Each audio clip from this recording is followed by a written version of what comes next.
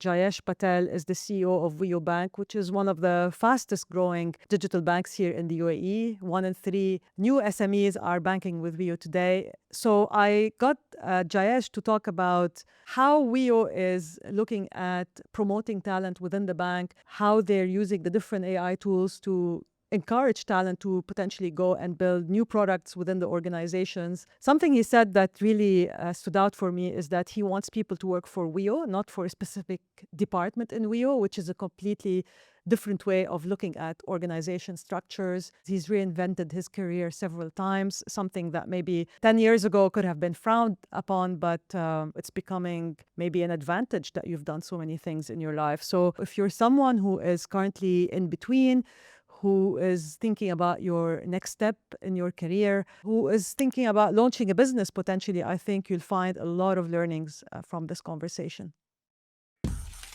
You're growing like 200-300% in the early years. Yeah. I never wanted to be an entrepreneur. So I'm definitely an emerging market junkie. I like to go to the frontier. Okay. Give us the meat, Abdallah. You need to be able to make the sacrifices that are required for this journey. Take pride in your job. This too shall pass. Yes.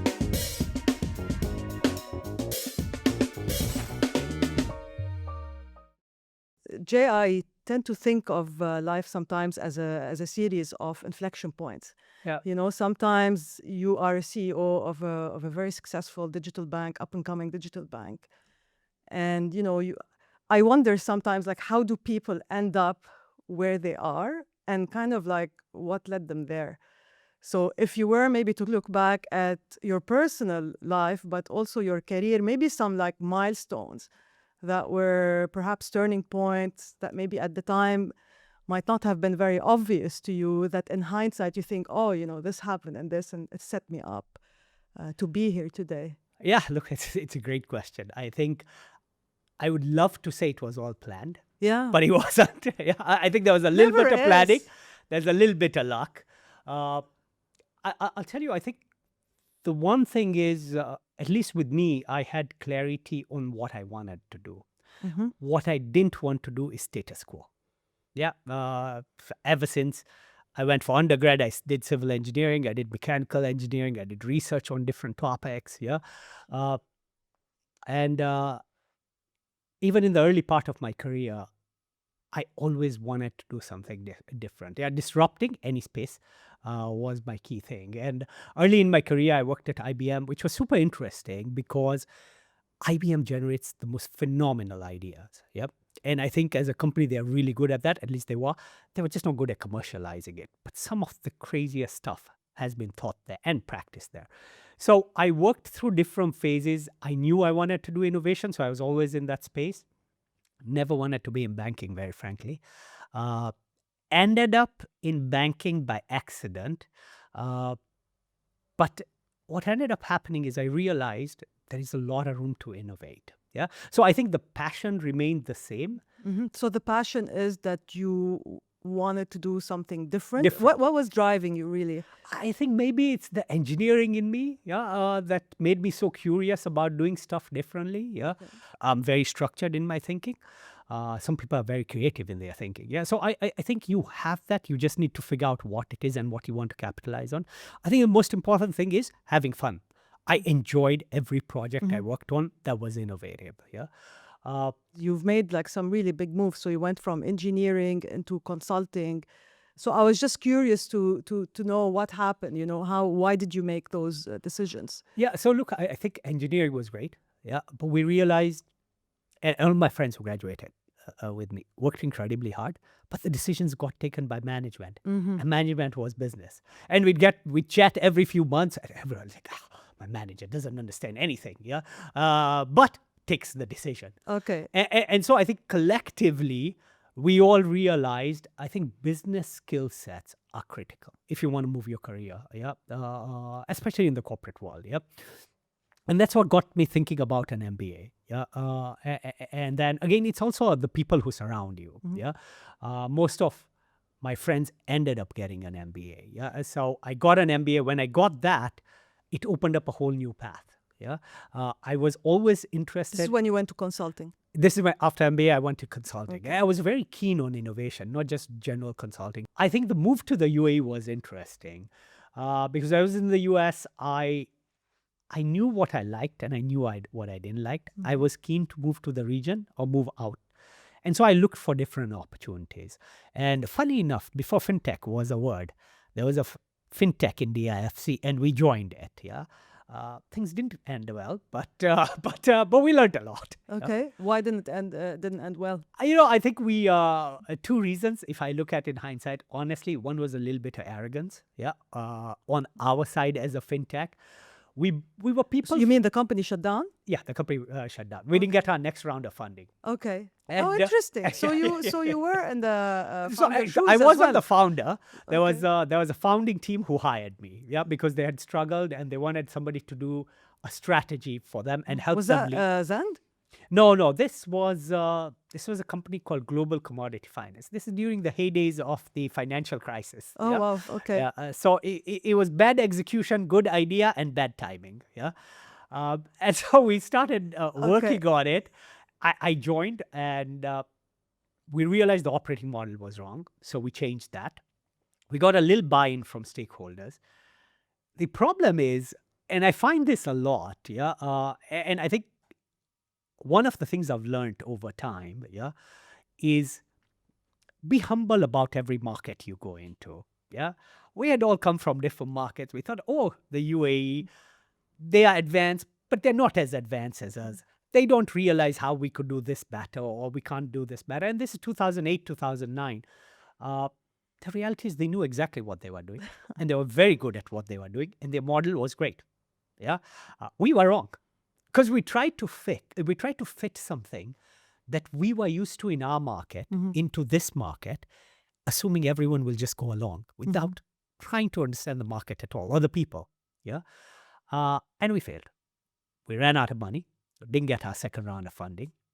I hung out literally on the beach for about 8 months. 8 months. Yeah, which was Okay. because my wife wasn't too happy when I was sitting in the apartment. So we had a gang of people who used to sit on the beach at JBR. But it was great because I think we reflected a lot about how we went wrong. Yeah. And I think I learned probably more in those 8 months on the beach because then you really reflect. Yeah. Because there were no opportunities and there were literally no jobs. Yeah. I did a small startup. At the time, yeah, but you're talking 2008, 2009. 2009, Yeah. early 10s. Yep. And then I got a few opportunities and then moved on and then ended up switching in banking. Largely because I wanted to stay in the UAE. Frankly, it was a job in the UAE. So your calling wasn't banking. It wasn't banking. Just happened. Yeah, it just happened. I met a great set of people. And I think that's the other thing I've realized in my career, what has helped me progress. It's never you alone. The people I met, I learned so much from. Yeah, they were willing to do some of the crazy stuff. Yeah, so I worked for about 3-4 years doing strategy and stuff, trying to change stuff. This is ENBD. At the NBD, which was great. A fantastic company I worked with. And at one point I said, I've had enough. I think that was the one thing I think I was decent at, is being able to say when I've had enough of something and I want to make a shift. If you're here and you're listening to this conversation today, make sure you are subscribed to wherever you are watching or you are listening to this podcast. Every couple of weeks, I bring in amazing speakers. We talk about important topics that have a lot of practical information in them that you can apply in your life today. So make sure you are subscribed so you get notified the next time an episode drops. I think I felt I'd reached a stage where I couldn't make a lot more impact. Yeah, and it's not visible on one day. You feel it over a year or so. And I said, this is great. I'll think of something else. Yeah. At the same time, we were thinking of launching a digital bank, yeah, and my boss came and said, hey, we are thinking of doing this. There's a team working on it. I said, I think you should look at it this way and not that. I said, go create a pitch, which I loved, yeah, because having a manager who has the ability to tell you, go and tell me what you think about it, regardless of whether you're on a project or not. And then I went and pitched, and they liked the idea. And they said, fine, we'll give you a few people. Tell us what you need. Go and build Live. And we built Live, great team, great work, super exciting. What I loved about it was everyone told us we'll fail. People bet we will fail. Within the company? We're everywhere. Everywhere. Everywhere, Okay. yeah. Except for the fintechy guys, yeah. They always supported us. But that was the best motivation. Mhm. Yeah, it was the best motivation to change status quo. I think the folks who told us we wouldn't fail is the executive team. Yeah, so the leadership was incredibly supportive. Do what you want. Don't worry if it works or not. Yeah, but experiment. Be bold. That ended up working well. I spent a few years there.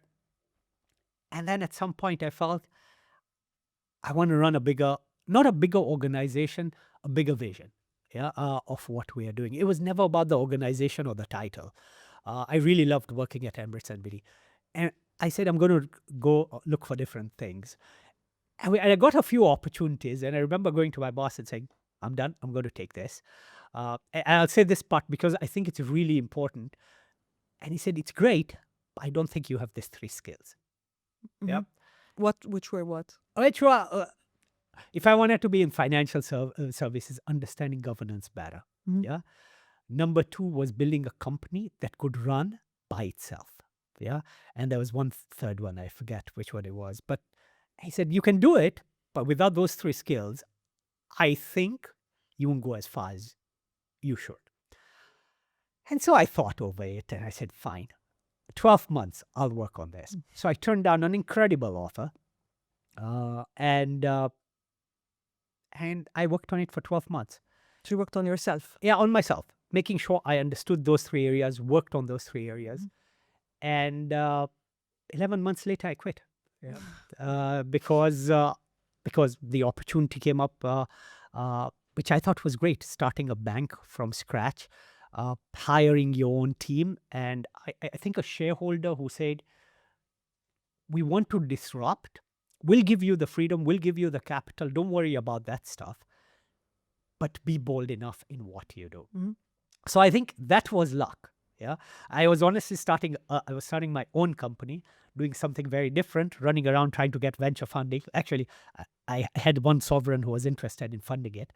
And this opportunity comes out of the blue, largely because of people I had worked with before. Yeah. When they heard of the idea, I think 2-3 of them said, hey, you should chat with Jay. And they reached out to me. Yeah. So I think that was just pure luck. Yeah. Yeah. And then it went from there. So, but I tell you, I think there is some planning that is required. I always knew what I didn't want to do. What didn't you want to do? I give you an example. I got an offer to join the product team. I said, I don't want to do that. Yeah. I don't want to run businesses that are status quo. Any opportunity, we said, this is a great whatever. You can't change much of it, but you can grow it. Yeah. Yeah. I always said no. Yeah. And so I knew what I didn't want to do. And I think that helped a lot. I did plan a lot. Yeah.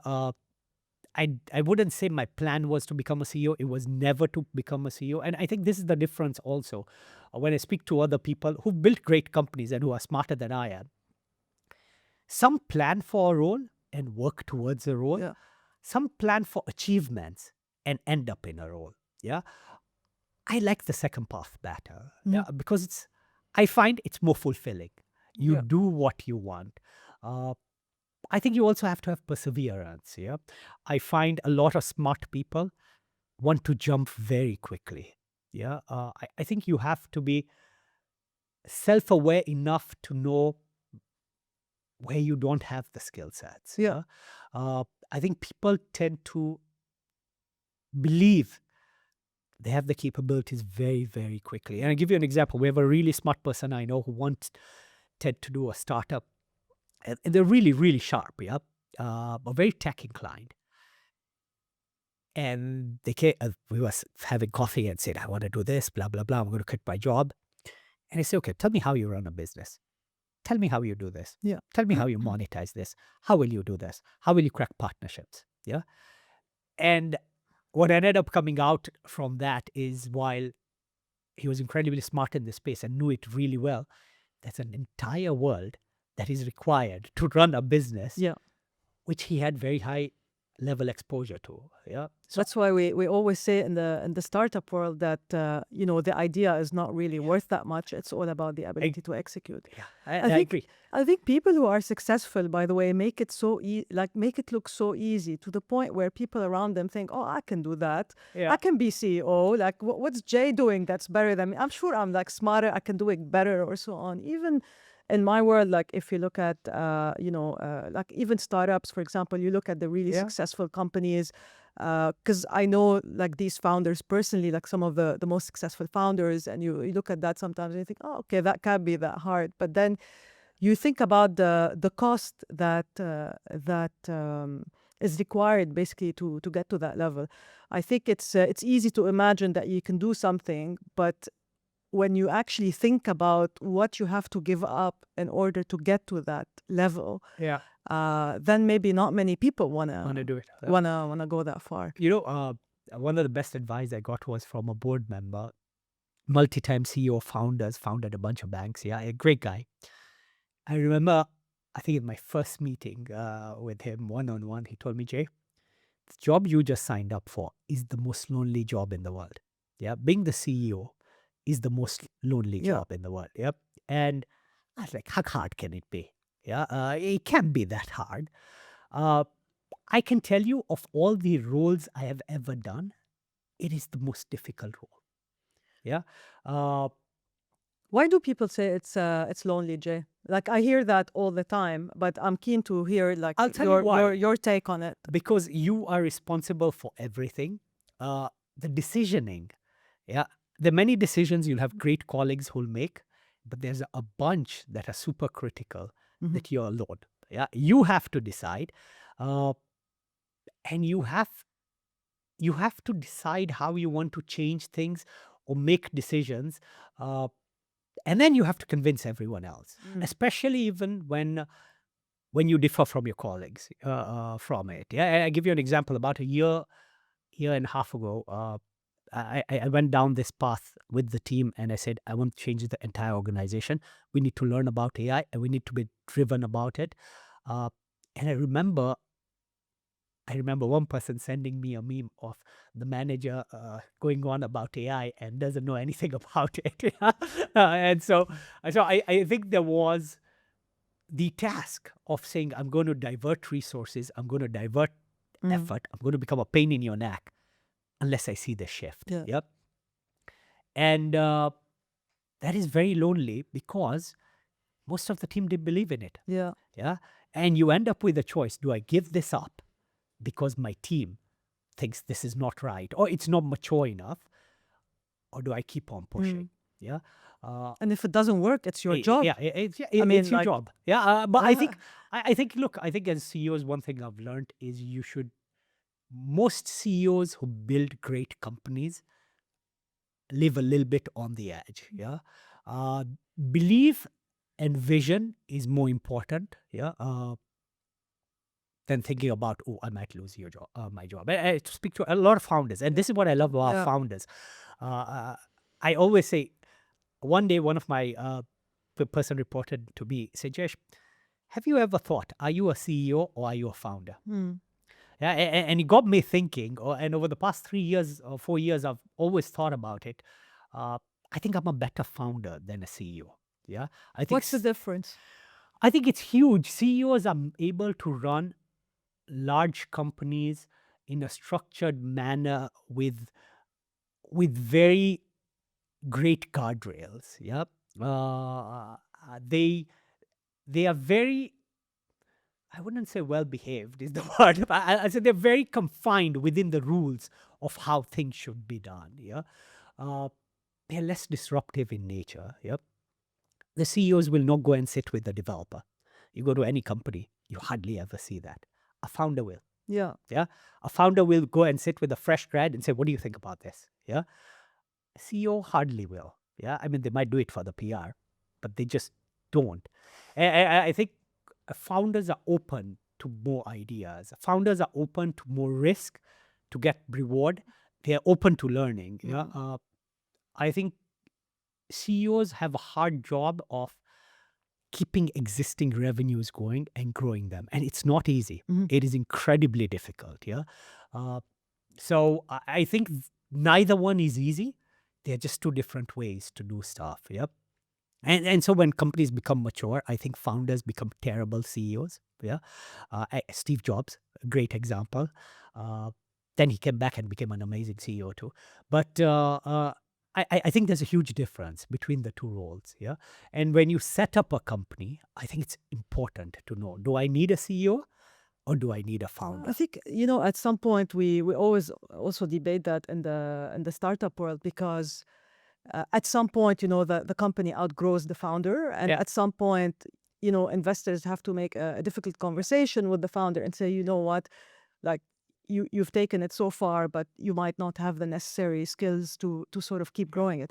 Actually, I think about it as there's like the hunters and the harvesters. I Yeah. don't know if you're familiar That's a with good that. example. But I see founders as hunters, like I'm a founder, right? And I'm very good at spotting new opportunities, starting things, because that stuff excites me, and I can give it everything, Yeah. really Yeah, yeah. everything. Yeah. But then, once you get to a certain point, doing the day-to-day, the sort of the grow your revenue, 10% months on months or whatever, like deal with 500 people, and I think that becomes very tedious. And sometimes you would say, you know what, maybe I'm not just the right person to do that.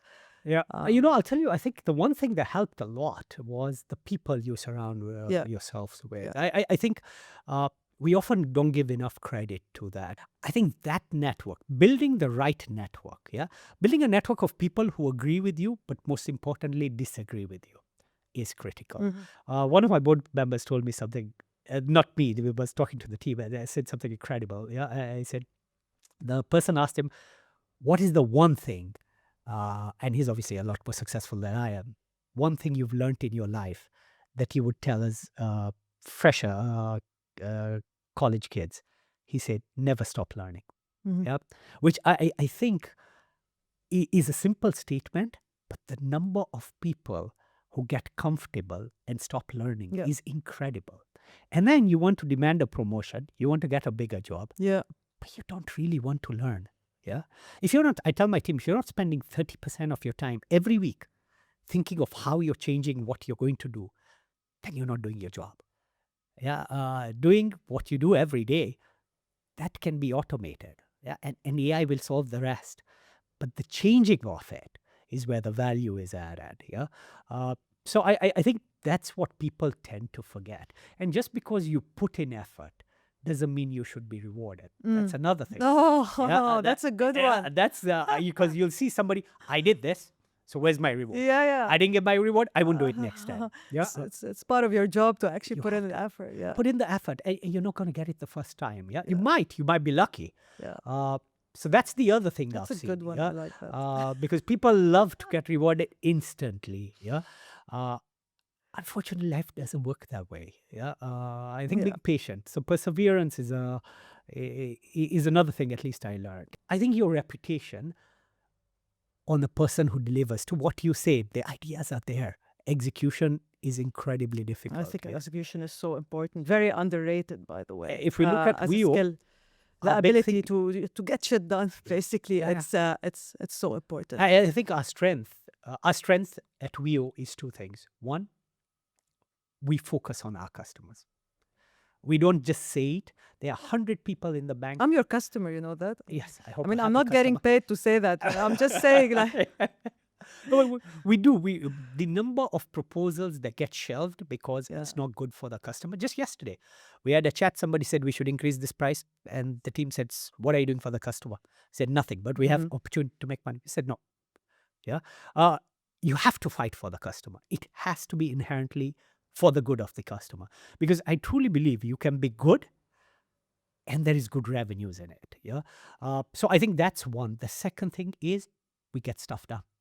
We are an execution machine. Yeah, and that is the culture. And it's difficult because when you get people who've worked on maybe corporates, where regardless of their strengths, there is a process. You have to spend 6 months debating. Yeah, 500 meetings, consensus. When you come to a culture like this, where 3 people, this is the idea, fine, done. Here are 4 people, go and build it. Let's see version 1 in 2 weeks. This next segment, this is actually a sponsored segment by Next Audio, which is basically the largest podcasting and digital audio advertising network. And basically, because I am in this industry and I care about it, the idea is to educate people that everybody is listening to podcasts and it's not really a niche thing anymore. By the way, they give you access to 850 million monthly listeners across 50 markets. So Jay, are you a podcast listener? I am. What do you listen to? So I tell you, I learn more from podcasts than any other source. Yep. I'm a little bit of a geek. So I listen to podcasts, one on AI a lot. So the NVIDIA podcast, I really like it. I listen to some of the venture guys who speak. I listen to podcasts on cars and stuff. I'm a car fanatic and stuff like that. But I'll tell you what has happened. And I'm not saying this just because I'm on a podcast. Every time there is a new topic, the first thing I do is search a podcast. Yeah. And maybe the first one doesn't answer it, but after you listen to 3 or 4, you start seeing consistent themes emerge. Mhm. Yeah. So I do listen to podcasts a lot. When do you listen to podcasts? I drive a lot. I have a long commute, so I put it on when I'm not on phone calls. I put it on my drive. I listen to history. I like history. So there's one Empire, which I am a big fan of. I listen to it. It's the history of empires and how they grew and whatever. So I listen to it a lot. I think it's super important. I have a nephew who's studying in college, and he's not so happy because he's not learning AI. And he was complaining about the college. And I said, but it's not the college's fault. They're not going to teach you everything. You want, here are 1,000 places you can go and learn. Yeah, I think the NVIDIA one has 400 podcasts, yeah, on different industries. Go and listen. Yeah. Listen and learn, yeah. So I think there's podcasts are incredibly helpful, yeah. I do listen to them on 1.5 speed, but they're Well, incredibly it helpful. doesn't matter. At least you do. I think. Look, the idea is to say that a lot of very successful, very sophisticated people listen. Listen to high intent people listen to podcasts, and it's always like a big challenge. When you go out and talk to organizations about basically, backing podcasts, etc. It's always like a conversation. But the idea is to bring more awareness to the space. So I'd encourage everyone to check out Next Audio, which is Check out Next Audio. nextaud.io, and you can book a slot on your favorite podcast. I think for me as the CEO, the objective is to make sure the best idea and the most credible one gets the resources. Mhm. Yeah. I think if you give a blanket, go do what you want, you start losing that. Mhm. Initially it starts, And but then you start losing it. and what's your decision criteria? So I'm sure there are plenty of ideas. People have many ideas within an organization. And then you have finite, obviously, resources and time. You have competition. You have all these digital banks coming in. The legacy banks are competing with you. Yeah. So do you have like a certain decision-making criteria, or you follow your gut, or what? It's a mix of I'll tell things. you, I think there's a few things that are important. One, does it add value to our customer? Mhm. I mean, that is the most simple question to ask. Yeah? Mhm. The second thing is, do we have the skill sets and capability to do it? Yeah. Because you might want to do stuff, but you just don't have the skill sets. You're going to waste time. Yeah. Third, is this something we should work on? Yeah. Because most of the ideas, you realize other people should be working on, not you. Yeah. And you often get distracted by that. Yeah. And then at the end of the day, does it bring financial benefit to the organization? Yeah. One more. Will another company be able to do this quickly? So we have this theory, we want to be 2 years ahead of everyone else. Yeah. So I'm happy to invest in an idea where the rest of the attributes are met. We'll do the harder stuff so that we get the longer term results. Yeah, I find many companies do the easier gimmicky stuff to get the shorter term results. Yeah, I would rather do the most insane stuff, but once I've done it, it's going to take people 3 years to catch up. And I give you an example. When we were at Live, I remember this so well. We said we'll open an account digitally without ever seeing the person. And I sat in a meeting and this team came and said, in the regulations, it's written you can't do that.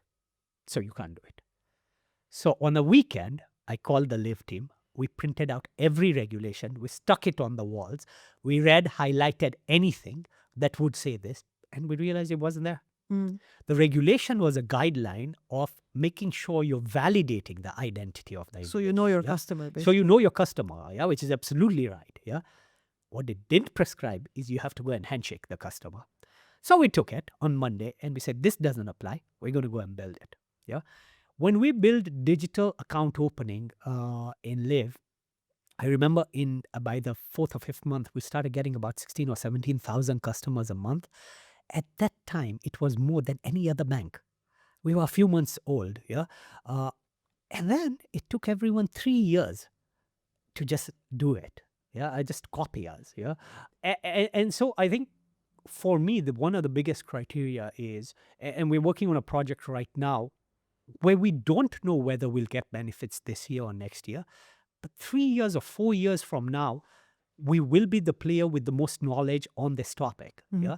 One of my professors of business school told me something when I was at this a startup that didn't do so well. And I was trying to figure out, how do you keep the company running? Yep. And so, and he's on the board of many big corporates. I called him. I said, listen, I'd love to have half an hour with you. And we had a chat and he said, Jayesh, I tell you what I think you should do. Split your revenues. 50% of your revenues come from consistent, not crazy ideas, but consistent ideas. They pay the bills, cover your variable and your fixed costs. The other 50% of your revenues are variable and they come from crazy ideas or different things you want to do. His point was most companies that fail don't do the first 50%. Yeah, because first 50%, they might not be as sexy, but it keeps the lights on. Yeah. And in almost every business I have done, that is the way we look at it. Yeah. The revenues that pay the bills and the revenues that give you growth. It's also, in a way, similar a little bit to like investing in a startup, right? I always tell investors that, you know, your downside is known, right? So when you invest, I don't know, $1 million in a company, your downside is that you could lose the $1 million, but your upside is unlimited, because if this company truly executes on a big, bold vision, your upside can be phenomenal. So I guess, I mean, in a way, you're saying even in larger organizations, to a certain extent, 50%, you know, is covering that downside. Yeah. To make sure that the lights stay on, as you said, and the other 50% is like go and innovate and go crazy. Yeah, look, I you know, the rule I have with venture investing, and all my friends believe it, is if Jay invests, do not invest. It never works. It's too crazy. No, it never works. Yeah. I have a great track record. By the way, that's also that's another good one. You have a great track record of failing on ventures. I invested. Yeah. By the way, that's proof. And again, you cannot. It's so difficult. It's incredibly difficult to really underwrite the winning idea at an early stage. It's very difficult. And you know, it's again to the point we started with. People think they can do it can't be that hard. Yeah. I went with that mentality for a few years, and about 2 years ago, I realized I'm just terrible at it. Yeah. So I do not invest directly. Yeah. I think there's a lot of science and a lot of art to it. Yeah. And I think sometimes we forget that. And that comes back to the point I was saying, when we look at ideas to do we have the capabilities? Yeah, and you have to be absolutely honest. Yeah. Am I going to build an AI? No way. Can I use an AI to get stuff done? Probably. Yeah. And let me focus on that. Yeah. Let me not try to reinvent the world because I just don't have the skill sets to do it. Yeah. I think you need to be very honest about what you're great at. Yeah. And what you're not. Yeah. Yeah. Let me ask you about AI, because when you and I had a conversation earlier on, you said one of the interesting challenges that companies have today is basically, how do you, let's say, reorganize your organization around AI, right? AI is changing how things are done, is optimizing a lot. I had a previous guest, actually the previous guest on the podcast is a founder of one of the largest restaurant tech companies in Saudi. And he said like he's completely reorganized his company so that the AI is like the kind of like the center of knowledge in the middle. And he said he's aiming for a circular organization where kind of like the AI sits in the middle of decision making and so on. How do you look at org structure now with AI? I'll tell you my opinion on how we look at it. We look at it as an incredible tool to unleash the potential of our people. Yep. And I'll give you an example. A lot of very, very smart people either get boxed into a role or don't get enough time to do super interesting stuff because they are bogged down in mundane tasks. Yeah. I don't know if AI will be the center and it runs everything. For the next 12 months at least, what I see is you have incredibly smart people. You equip them with this tool.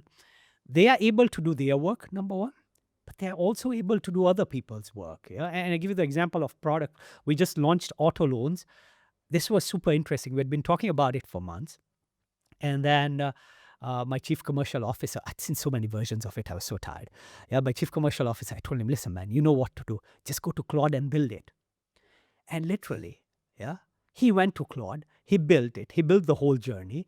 And we have AI toolkits which take what you've built on Claude and standardize them for Wio code, standardize it for Wio data and Wio design. Yeah, and then we just ran it through it.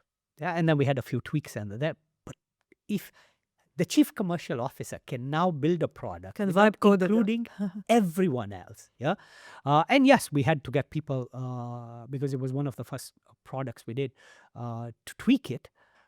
Then anybody can do anything. Yeah, we have a great lawyer who built an entire SME account opening platform, and I can tell you when we sat through the presentation, we were shocked, we were speechless.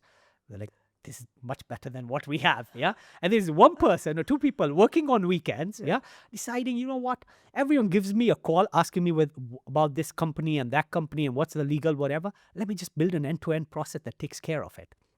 We took that idea, we put in 4 or 5 people. We're going to restructure everything around those principles, yeah? And he's one of the people who reviews it every few months, yeah? Or every few weeks. So I think this changes. I can be a lawyer and turn into a product builder and I can run the product. I can be business and do tech. I can do tech. I can be tech and do build a product. I don't need business, or I didn't, because I'm a customer at the end of the day, yeah?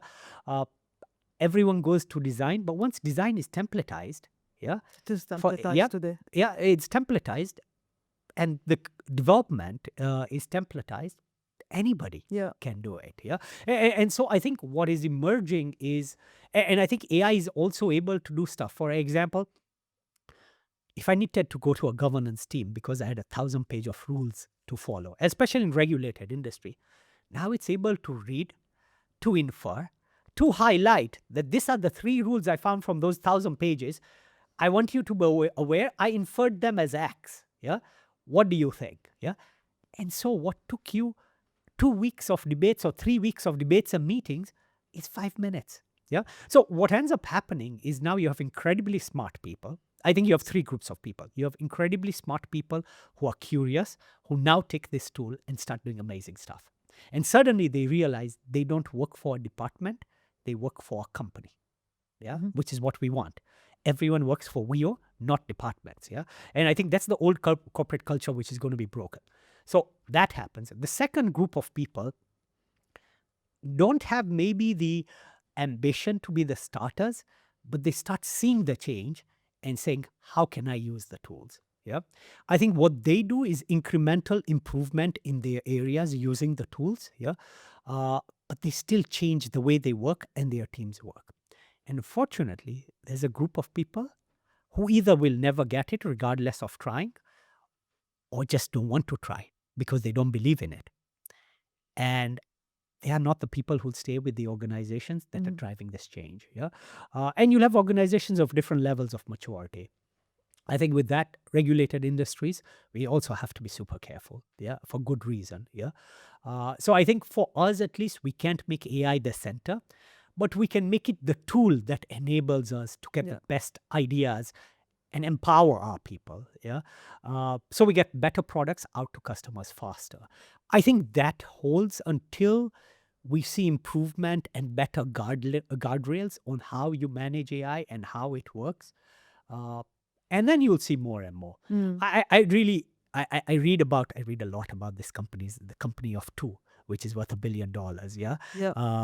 I was speaking to somebody yesterday and he showed me his 18-year-old kid's company that has a bunch of agents working on it, and he's making X 100,000 dirhams. It's incredible what you can do. It's incredible. I agree. And I think what people need to recognize is tomorrow's companies are going to be smaller, but there are going to be more companies too. There are many areas where we've tried to figure things out, but we've never done enough. And this spaces will open up. Yeah. So everyone thinks, the market is X. Now the job, you require less people. So people will be unemployed. My view is the market is X. People have now time to do different things and better tools. So they go after everything else that they haven't pursued. And suddenly the market 100%. becomes 2-3x. Yeah. But the reality is, if you don't get the skill set, it's going to get really hard.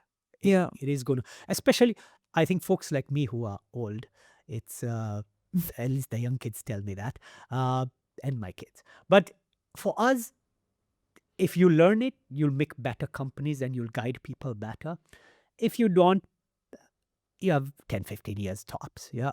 Maybe with AI more. But for the guys in middle management, it is the hardest because the new kids, while the universities aren't teaching it as much as they should, the new kids have the skill set. Yeah, my daughter pays premium for all these AIs, and yesterday I had to sit her down and start disconnecting all of them because she subscribes to everything. Yeah, Is she token maxing? yeah, she's maxing out all my cash because she doesn't care. Yeah, about it. So I let her. I give her one, and I said the rest they're going. Yeah.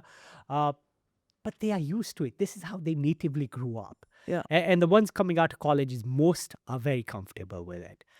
But there's a group that is not. Yeah. And I think it's hard because the way they think is the way we think is very different from the way the next generation thinks. Yeah.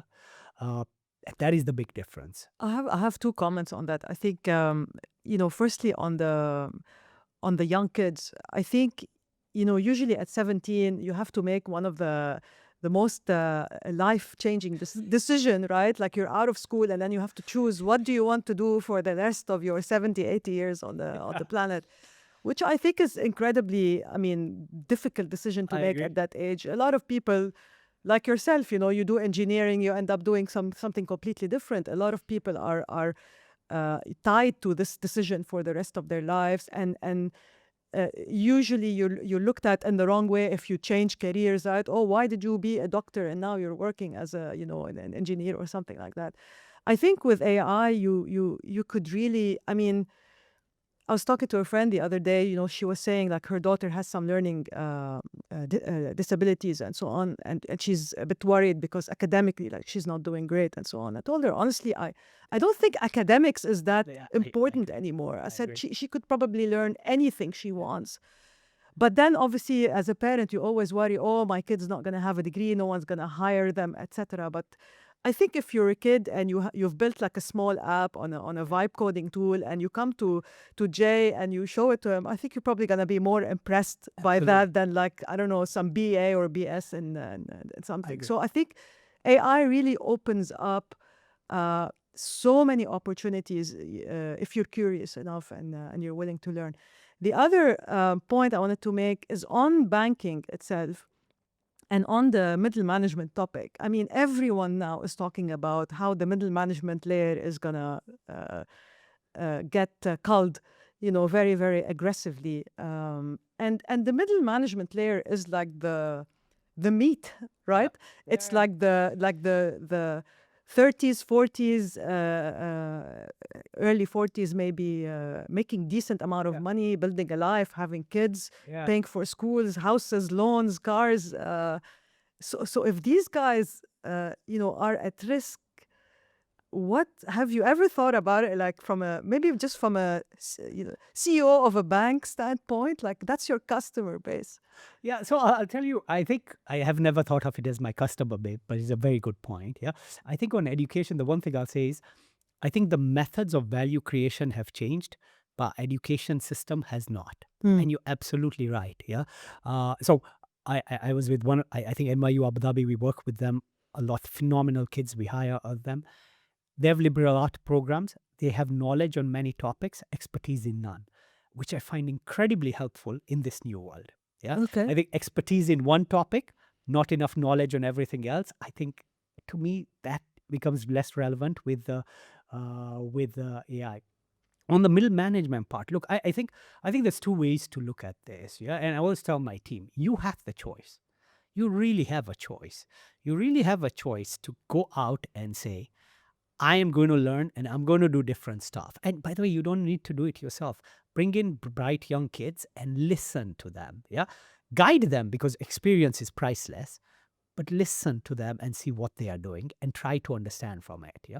If you choose not to, if you choose to enforce the way you're working in, if you choose to have 90 meetings so that you can never decide, yeah, and every time you're at a decision point, you add 10 more people to the meeting, yeah, you do that, you're a product on an expiry shelf. Yeah, and it's not going to be instant. What is going to happen is you'll see organizations at different phases of the maturity curve.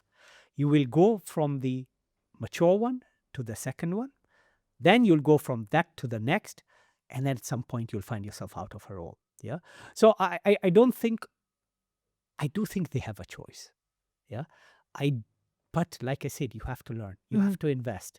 Work can't just be going to the office, going for meetings, having tea, deciding to say what you want, even if it's adding value, and coming home. If you're but not sometimes, look, I get it, but I think sometimes it's obviously, reorgs happen, organizations are shrinking, so there's bad luck. Sometimes it's not entirely obviously up to your hands, but I wanna try to get an answer from you on the future of banking thing. I mean, seriously, if that's your customer base, I know it's a little bit of a philosophical question, but if that's your customer base, and their means of making an income are shrinking or going away, how do you look at it as a bank? So I'll tell you, I'm a little more optimistic on this. I find people find ways to do stuff. Yeah, many of the startups you meet, especially with mature founders, these are people who sat on those corporate roles forever, realized I have a wealth of knowledge. Yeah, but I don't know how to use it. But I do see the opportunity because I worked in this space 10 years. I'll partner with somebody and do stuff. Yeah, so I don't think it's going to be suddenly. First, I think it's progressive. Two, I don't think there's going to be a vacuum of roles. I think a ton of new opportunities will come up. Yeah, I think we are only able to see what we see. We are not able to see everything else that is going to come. Yeah, and if you look at the history of the economy, with the internet, the same thing happened. The same exact thing happened with the internet. Most people don't remember, but I was just graduating from college, and everyone was like, "Oh, once everything's online, everyone's going to be unemployed. Yeah, nobody will have jobs." Yeah, not necessarily true. Yeah, everyone has jobs. Yeah, in fact, unemployment is at the lowest it's ever been in many countries. Yeah, so I think we evolve, but we don't know the answer to that, so we assume it's the worst case scenario. Yeah. I do think there's another thing that will happen, which I think us as a generation did not do so well. Talking to your point about how much it takes to build a company and be a CEO, I think people will spend more time living rather than working, because AI is going to help reduce, hopefully, workload. Mundane, I think the next generation, I used to dislike the fact that I used to say they are lazy and they want to go home very early. Now I say they have a different way of working. They value work as much as they value life. Yeah, and they spend the right amount of time on both. I think our generation, and my generation, maybe not yours, spent a lot of time at work. Yeah, we had to do so much. And for that, you sacrifice a lot of great things. Yeah. Yeah, I told you about I'm very good at answering questions. Somebody asked me, what's your hobby? And I couldn't answer it for like 10 minutes. I was like, oh, I think I was 8 years old when I had a hobby. Yeah. And I realized I need to have one. Yeah. So I do think that correction will come in. Yeah. Meaning that you don't have to spend as much time to do more. When we get savings from AI optimization, guess what we do? We invest it straight back into the business. Yeah. So we seek new opportunities. I have a view on this, actually. I think, your bank is basically at an interesting shift because, as I read about your bank, one stat basically that stood out is like 1 in 3 new businesses are currently banking with Wio. So to me, in my mind, actually, if you are employed, you need to think probably of having some kind of side hustle. Yes. Because you might find yourself at some point without a job, and then and then it's really bad, especially if you have responsibilities, if you're a father, a mother, etc. And I know many people in that bucket, by the way, and it's very scary. Secondly, it's ownership. So I think a lot of people are going out and starting new businesses. It's become much cheaper, much faster, much simpler to actually put something out. So maybe your bank will survive. Yes. survive the AI. Hopefully we'll crisis, thrive using because AI. I think people have to find a means for them to make an income and meaning. By the way, because work is not just income; work is also meaning.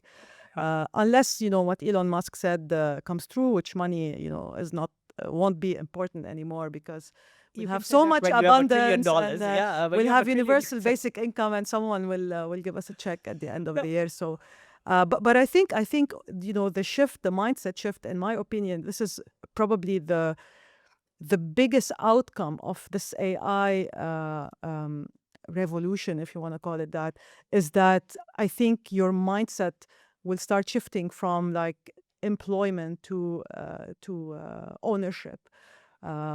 Whether you invest in other companies, whether you invest in your skill set and upgrade your skills, whether you invest in a new business. I think two things. Well, one is look like we. One of the things we want when we started the bank, we said we don't want to be an account for their businesses. We want to be the operating system. Yeah. You worked for a retailer and you say, I'm going to start my own thing.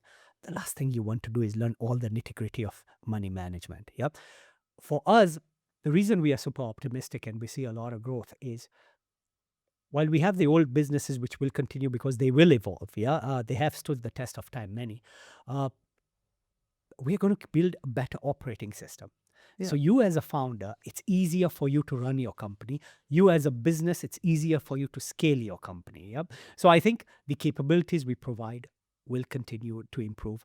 So businesses can continue. If you look at the last 4 years, I think in the UAE, I think the number of businesses have doubled. Yeah, which is phenomenal from an economy perspective. I think there's a stat I saw before is that I think they want to get to 2 million SMEs by 2030, if I'm not mistaken. I think we're at like 1 or 1.2 at this point. Yeah, so, which is great. Yeah, because and look, it's also an ecosystem. We've got a ton of things here. Yeah, we have a digital environment. Venture wasn't there. It's grown, I think, in the past 15 years.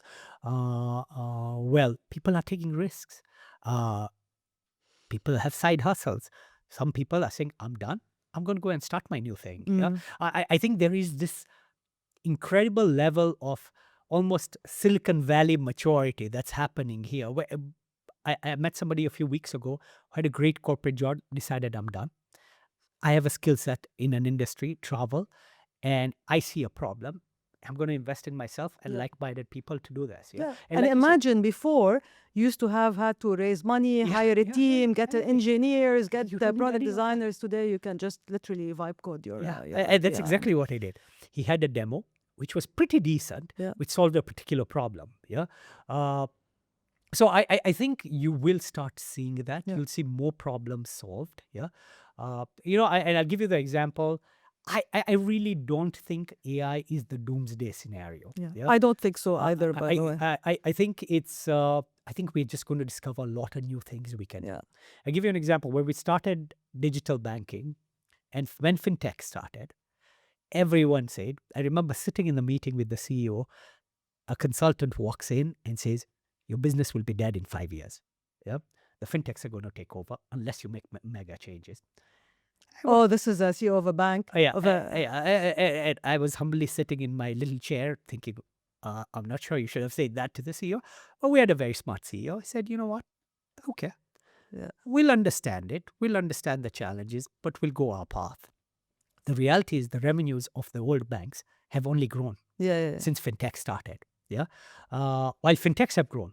Yeah, but there's new pies being discovered. There are new avenues. Yeah, there are people who never got credit who are getting credit. Yeah, so I think there's always room for expansion. Yeah, I think AI will enable us to do that faster. Yeah, so I think for all the folks who are so scared about AI, one, you have to learn it. You cannot not learn it. Yeah, you have to. Yeah. If AI keeps automating everything into oblivion, how do you think human ambition will evolve?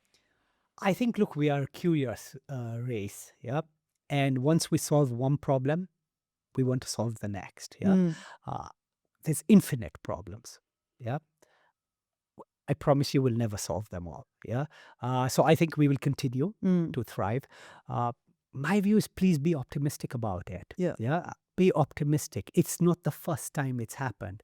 It's happened over and over again. And this is no different. Yeah, I think the principles have always been the same, the principles of change. The means have changed. I think if you're not curious, you're not going to learn, you're not going to put in effort. It's going to be hard. But I also think take advantage of AI to spend a little bit more time on things you love. Yeah, I think that's one of the greatest things I've learned from the next generation. There is a way you can do both. Yeah. And if you have a tool that takes care of half your work, instead of finding more work to do, spend some time with your loved ones, with things you want to do. Yeah. So look at it as an opportunity. I think there's a lot of good coming out of it. You talked about solving problems. If I gave you a magic wand today and told you solve any problem you like, what problem would you solve? You know, one, going to Mars. I don't know why. I'm very curious about Mars? Curious about science. Yeah, maybe it's the geek in me, but I think that's a problem worth solving. How to get there? How to get there? Okay. How to get there? It's. I think quit Wio, go work with. I would love to. I'd love to. It's just I'd be the dumbest person in the room, so it's hard. I'd rather be with people who I can at least level with. With scientists, are incredibly sharp. Yeah. So I think it's a problem worth solving. And why? You know why? I think humans love achieving the unachievable. Yeah, It's just such a big challenge. It would be curious. I'm a big sci-fi fan. It would be curious to see if there's anyone out there. There's a lot of space out there and a lot of things. Maybe there is someone. Yeah, it's worth finding out. I think you can solve everyday problems. I think what really drives the human race is solving the problems that are bigger. It's like entertainment. You watch the movies so you escape reality. At some point, you want to solve problems that are beyond the everyday problems. I think that's worth solving. So I'm a big fan of SpaceX. Yeah, on this. If they get it done, hopefully in my lifetime, it would be super cool. Thank you, Jay. It was great to have you. Thank you very much. It's been a pleasure. This was a great conversation about reinvention, about knowing what you want and knowing what you don't want. It's about curiosity. It's about continuous learning, even as you get older. It's about how you look at growing a company and having a founder mindset versus a CEO mindset. We also debate, the difference between the two. It's about how AI is changing things and how we believe that it's actually an opportunity and not necessarily a threat. I build on Jay's last point about being optimistic about the changes. They are there at the end of the day. The AI is not going away, so you might as well adapt. I think an important part of the conversation was really the shift in mindset from employment to ownership. A lot of people today have to think about potentially a side hustle or having something that brings income so that they are not completely dependent on salary and employment as things change. Ownership is becoming very important, whether by building your own business, investing in other people's businesses, or having a side hustle. It's never been easier and cheaper and faster to actually build something on the side. I'll take also this opportunity to remind you again to subscribe if you are listening to this podcast or watching it. And also take a few seconds to leave us a rating and a review, because a lot of you DM me and say that you're really enjoying the conversations. I really appreciate that, but it would be even better if you write a public review about the podcast and give us a rating. It really helps in getting the show discovered. And if you learned something out of this, make sure you share it with your friends, your family, your colleagues, or anyone who could benefit from this conversation. And I'll see you in a few weeks.